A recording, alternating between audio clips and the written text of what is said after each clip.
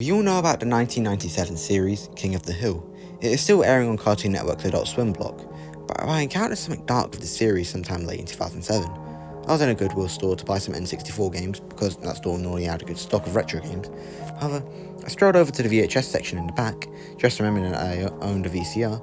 One of the first things I saw was the Titanic VHS tapes, the one that came in 2 tapes, but it was in one dust cover. I thought that would be a good movie for me and the wife, as she had never seen it before. To ensure that the tapes would be functional, I took one of the tapes out of the dual VHS dust cover, only to see something unexpected. It was a VHS tape with a crooked sticker on it, written in Sharpie was KOTH S1E1NR. I inspected the other tape and it said KOTH S1E1NRP2. I assumed it was part 2. I don't know why one 22 to 23 minute episode took 2 VHS tapes, or why they were even being sold as Titanic, but I was curious. I bought the 2 tapes for $2.22. When I got home, nobody was there but me, therefore I had to take up the painstaking process of uncording the stiff cables and the bulky VCR. I soon turned the TV to channel 3 and began viewing KOTH S1E1NR. It had the regular opening for the first episode of King of the Hill, but without the music. It was just a silent camera panning over the city of Harlem. It began normally after that, with Bobby at the baseball game and Hank yelling at him. As we all know, Bobby did not succeed. This is where everything started getting weird. On the ride home, Hank, Peggy and Bobby were completely silent, and this just went on for about 3 minutes. No one was angry, no one had any expression actually, just completely blank faces of only silence for company. Abruptly, as the family pulls into the driveway, it cut to a scene inside the house. Hank was yelling at Bobby for not giving with the 110%. Hank then picked up the baseball and got into a throwing position. At this point, the video quality was getting very scraggly, and the volume level was raised roughly 10%. Hank pegged the ball and it hit Bobby's nose. Peggy was seen in the background crying, and Hank simply told her to shut the hell up. Bobby immediately cupped his nose and ran out of the room, crying the whole way. As Bobby was in the bathroom checking his nose, a social worker came to the door. Peggy greeted him as Hank sat on the sofa relaxing as if nothing happened. From this point, the colours began to look more like the real episode. The scene with Hank telling the social worker off played as it did in the real episode. Suddenly, the scene from the officially aired episode cut to another scene, which was not from the real episode. It was a scene with more ragged video, yet the audio remained the same. The scene depicted Peggy sitting on the phone late at night, most likely contacting child services to tell them about how Hank purposely threw the baseball at Bobby. Hank suddenly walked through the doorway. He was in a bathrobe and had no glasses. He grabbed the phone. "Who the hell is this?" Hank yelled. "This is the Department of Child Services," was the response. Hank's face quickly turned red and slammed the phone back on the wall. He grasped Peggy by the neck. "You're gonna get more of those twig boys over here to put me in prison and take my boy away?" he howled. The scene cut to Hank taking Peggy by the back of the neck down the hallway to the backyard. Hank took a propane tank off of the grill and shoved the valve into Peggy's mouth. The video then went silent for a minute, simply showing the propane valve in Peggy's mouth. When the scene started moving again, Peggy's eyes slowly closed and a voice was heard. "Bug Strickland, forgive me for using propane for this." The only problem was that when Hank said this, Hank didn't even sound like Mike Judge, the creator of the show who voiced Hank. It sounded like an older and deeper voice. The screen went blank after this. I fast forwarded through the rest of the tape to make sure there was no more content on it. There was none. I just thought to myself, why was there so much wasted space? At this point, I was really shaken up. I went to grab a cup of coffee. When I got back, I popped the second tape in. It was just a black screen. I fast forwarded to check for content and eventually came across some stuff that was really starting to scare me. It was a funeral, but there were very few colours. There were only various forms of grey and black and the colours of people's faces. It just did not seem like a real KOTH episode. The funeral was for Peggy. Attending it was all of the Hill's neighbours, including some acquaintances such as Hank's father Cotton and John Redcorn. Even Hank was there, claiming that Peggy had committed suicide as Peggy's coffin was lowered into the hole. It faded into an overhead view of it being lowered. This part really scared the crap out of me. It was a somewhat highly realistic image of Peggy in the coffin. The reason I say somewhat is because it looked real, but it still appeared to be drawn and not a real person. It was just a realistic cartoon. The scene then cut to Bobby, Hank and Ladybird sitting on a porch. Bobby had a queasy face, and Hank on one hand on the propane tank he used to commit murder. Bobby turned to his father. Why did you do it, Dad?" he asked in a humble voice. I don't know, son," Hank responded. He almost sounded like he was crying. He then stood up and walked inside, leaving Bobby and Ladybird, who was sitting still on the porch. It once again cut to a very dull scene of nothing but black, grey and the skin colours. It was a scene that literally made me feel sick to my stomach. It was Hank hanging from the ceiling with a note pinned on him. It just stayed focused on him swinging back and forth for 2 minutes or so.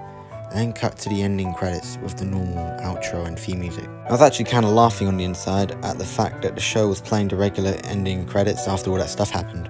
I was really more confused and creeped out at it. I went on some forums but found nothing about the episode. However, I came across someone on Yahoo Answers who had a similar occurrence as me. They received a similar tape at a thrift shop in Johns Creek County in North Georgia, a place about 20 miles away from where I got mine. I managed to get a name of this person, but I got no answers. I was really curious at this point, so I drove about 40 miles and went right down to Cartoon Network / Turner Broadcasting HQ. I know that Fox Broadcast made the show, but I assumed Cartoon Network had every episode on record as they aired them all. Beforehand, I did some research and figured out who was in charge of broadcasting KOTH, so I found a receptionist in the studio and demanded to talk to him. Apparently though, I needed some sort of guest pass of some sort. I was completely ticked off at this point, so I drove back home and put on my old sheriff uniform. I was a sheriff for Johns Creek County about 3 years ago.